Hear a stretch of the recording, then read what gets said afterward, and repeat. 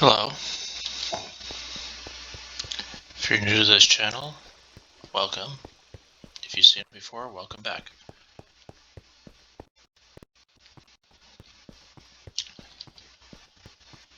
Last video I said I would work on this off screen, and I really didn't do that at all. A little bit earlier today, but that's about it.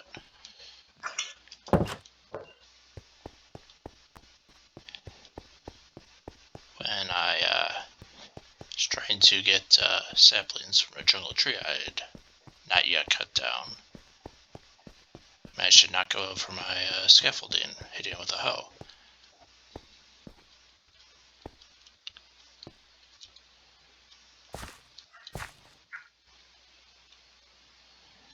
Strangely enough, I was trying to get saplings and I didn't actually get any. Which I suppose is how it works out usually.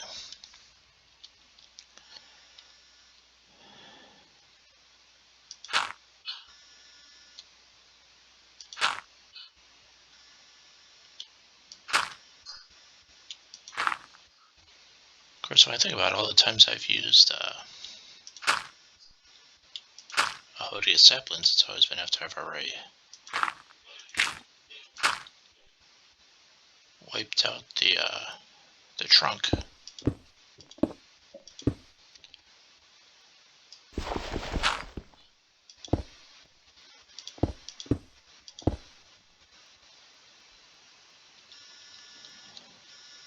Which leads me to ask the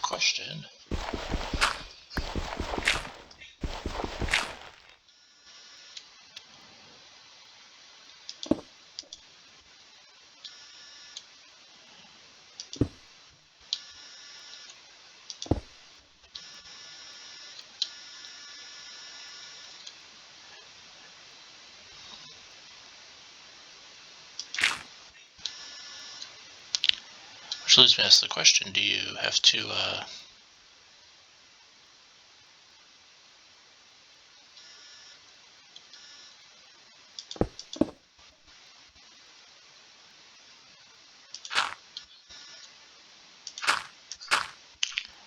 chop down the tree before getting the leaves to get a sapling?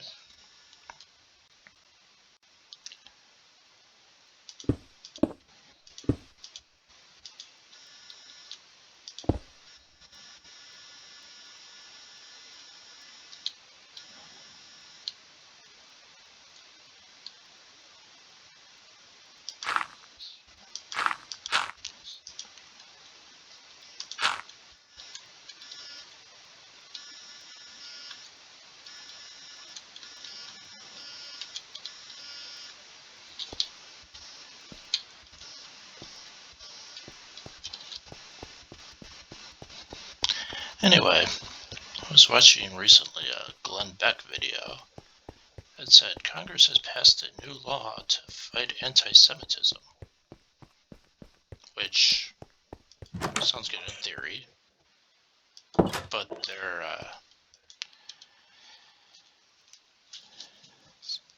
their execution of it was not great. Now, a lot of people have said in the end of the world we're going to end up with a one world order and a one world currency. Now, whether or not we have a one world currency is questionable at this point. I mean, all the currencies in the world are linked, so we might have something like that. Also, the US dollar is used in a lot of places other than the US.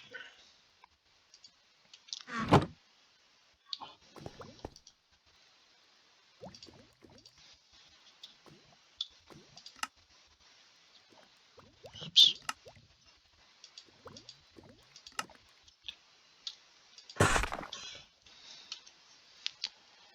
So, we may or may not have a one world currency at this point. But this law they passed, an American law passed by the standards of an international body, which doesn't make a lot of sense that you do that, first of all, because, it's not going to have American values in it. And, I mean, basically for these protests been going on college campuses, it is only to college campuses that it applies. However,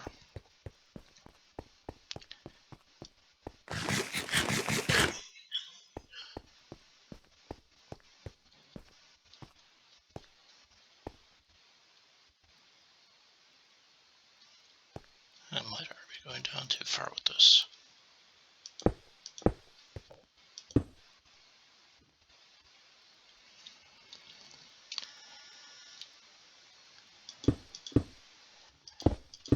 Now I'm just thinking, you have people sending their kids to an American college, you probably want to have them be learning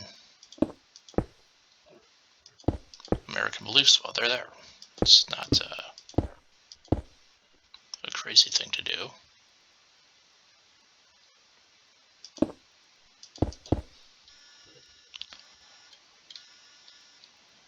Just like if an American goes to college somewhere overseas, you generally want them to learn something about other cultures. Nothing wrong with that. But the fact that Congress passed a law based on overseas views saying what someone can and can't do, there is, of course, also the problem that it's wildly unconstitutional, the law they passed.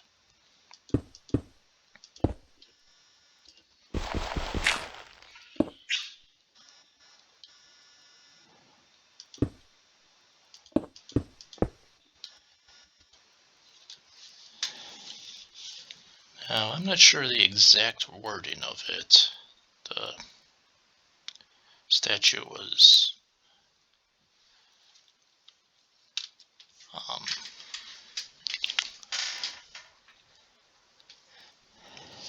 strangely worded, but basically, if it's anything that can be construed as anti-Semitism, it's no longer allowed to be said. And pretty much the entire law violates the First Amendment. I have a copy of the Constitution here. I'll read the First Amendment for you. Amendment 1 says, Congress shall make no law respecting an establishment of religion or prohibiting the free exercise thereof, or abridging the freedom of speech, or of the press, or the right of the people peaceably to assemble, and to petition the government for a redress of grievances. That's what the First Amendment says. And this law they passed has pretty much violated the entire thing. The wording of the law says that you can't be critical of Jewish people at all. Some people have said, well, that violates, that means that you can no longer read the Gospels. I don't know if that's the case, but depending on the wording, that could be the case. But also, I should point out that if it violates the Gospels, it probably also violates the Torah, the Jewish religious book. I've recently been reading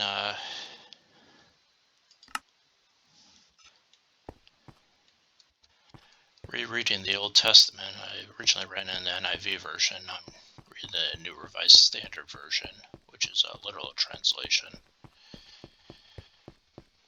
And I can say right now, the Book of Numbers and to some degree the Book of Exodus really had, I don't want to say anti-Semitic views, but it did have, hey, maybe you shouldn't be doing crazy shit views. And I mean, some of that stuff would not align with the new law. So, it's alright. So this new law they wrote by Congress violates the free exercise of religion, violates the freedom of speech, everyone knows that, and of course, freedom of the press as well would also be violated. As far as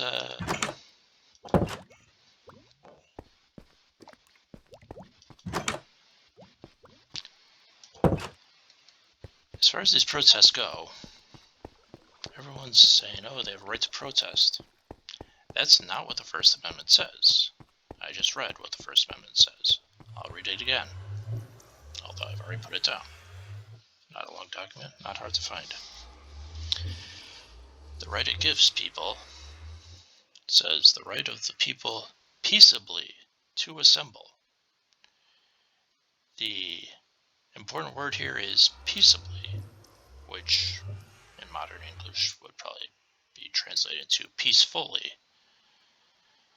So these violent protests, not protected. So, I mean, they don't need to write a new law that abridges the freedom of speech, because these violent protests, they're just not condoned by the Constitution. If anyone would bother to read it, they'd know that.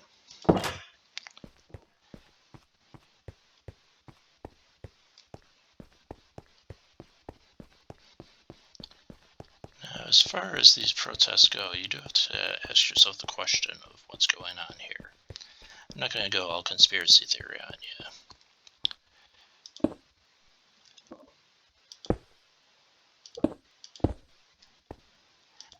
But I do remember hearing one time, hopefully YouTube will not ban this video for mentioning it.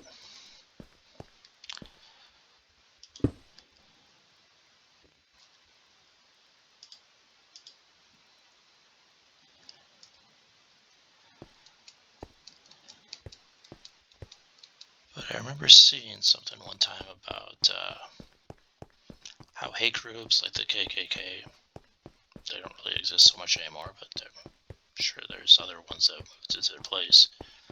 A lot of these groups get their recruitment by offering not so much their message, but more along the lines of giving people a group they can belong to. And I feel like these protests are probably the same thing. People get involved in these violent protests because they feel like they're a part of something. Good or bad, they feel like they're a part of something.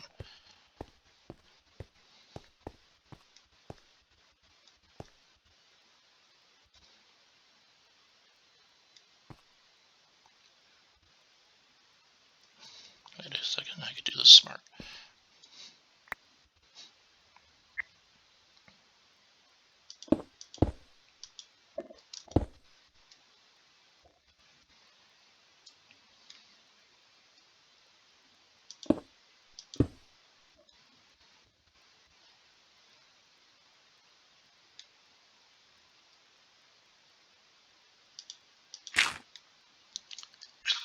I mean,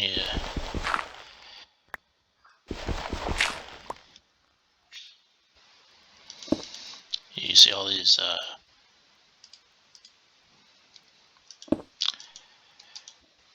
things on the news about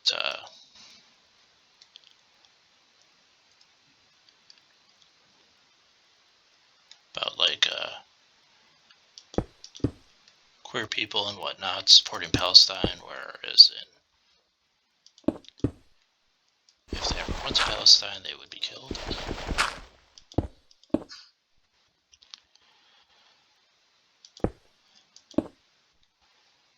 I think probably what you're looking at, they thought, oh, well, we're going to have this protest and have this community again. If they want to have these violent protests stop, I think the basic fact is they're going to have to find a way to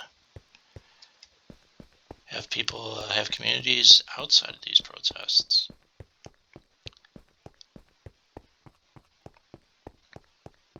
I mean, our society is very online right now. I'm talking to you through a video. But people, they want to have, people contact. And sometimes the only way they can get that is through these protests, and unfortunately a lot of times these protests end up violent. So, I mean, I think the solution, rather than making a law, making these protest illegal would be maybe to find a way to bring people together, you know?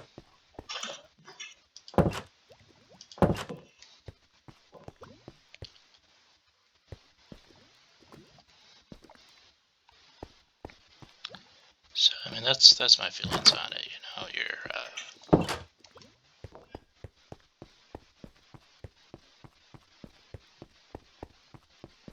If you want to stop these violent protests, I don't want to say give someone something else to do, but, you know, find something more constructive to make people, bring people together on. I know when I was in college, the one thing everyone could agree on, you know, left, right, whatever, was the question of why on earth is marijuana illegal?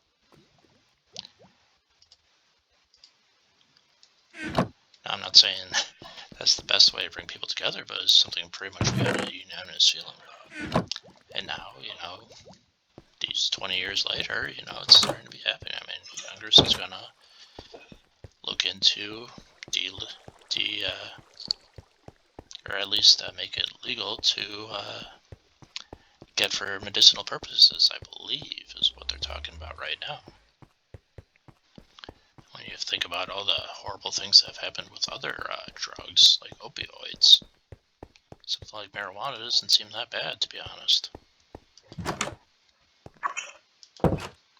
then, of course, you also look at the fact that marijuana is not nearly as destructive as cigarettes or booze, but for whatever reason, it's illegal.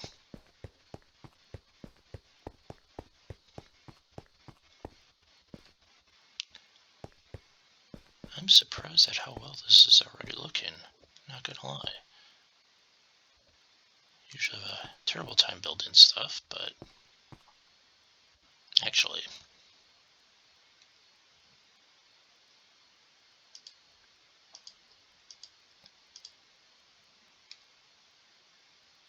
I was going to bring this out here a little bit. Whoops.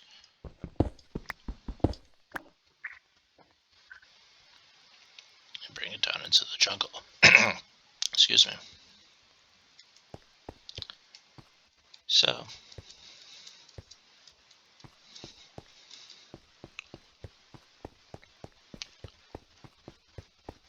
if you take nothing else away from this, understand that the Constitution does not give you the right to violently protest.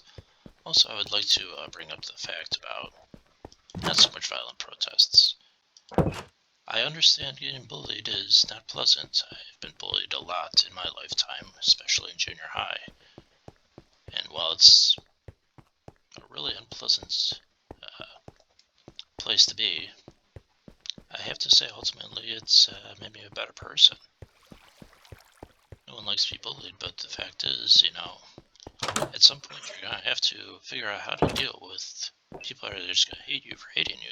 You have to be able to deal with adversity, and if you're not going to learn that in college, when are you going to learn it? So, like I said, no one wants to be bullied, but honestly, you're going to have to learn to deal with adversity sooner or later.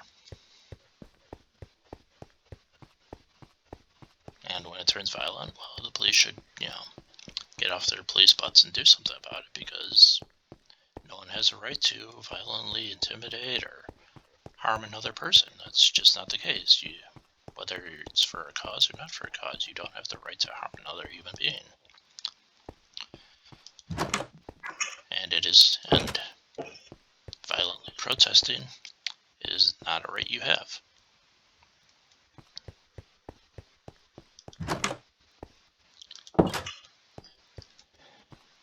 This video has already gone longer than I wanted it to. It was almost 20 minutes, so just gonna say like, subscribe, leave a comment,